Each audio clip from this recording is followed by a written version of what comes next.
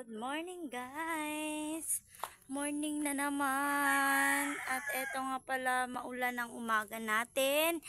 Kaya ang mga damo at ang kapaligiran ay basa. Kaya hindi pa natin sila pwedeng itali sa damuhan. Kasi po maaga pa at higit sa lahat basang-basa pa ang mga damo. Kasi sobrang lakas ng ulan kaninang madaling araw at umaga. Ayan. Ngayon ay halos mga banda siguro alas 9 na. Pero hindi pa sila pwedeng itali guys. Kasi nga ayan. Ayan, may inuubo na naman tayong kambing. At bigyan na naman natin sila ng vitamin. Si Pingas pa lang inuubo. Ayan ang ating barako. At ayan, update tayo sa lahat ng ating mga alagang kambing.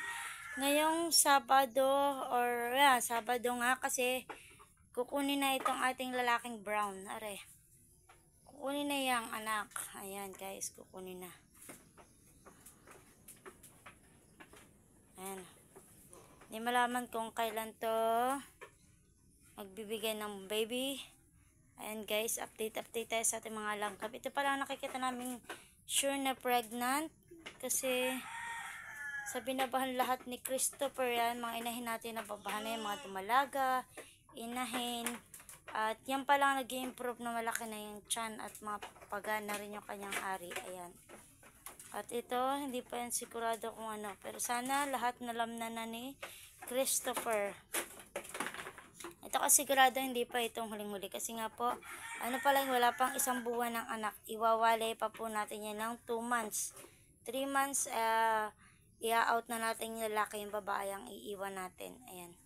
Or less ipapalit natin kasi maganda yung lalaki niya. Ayan yung brown. Ito lalaki. Ayan guys. Ayan. Update. Thank you so much. Ayan. See you next vlog. And don't forget, subscribe my YouTube channel and click all bell notification para lagi kang update sa aming mga vlog. Thank you so much guys, mga ka-farming. Thank you.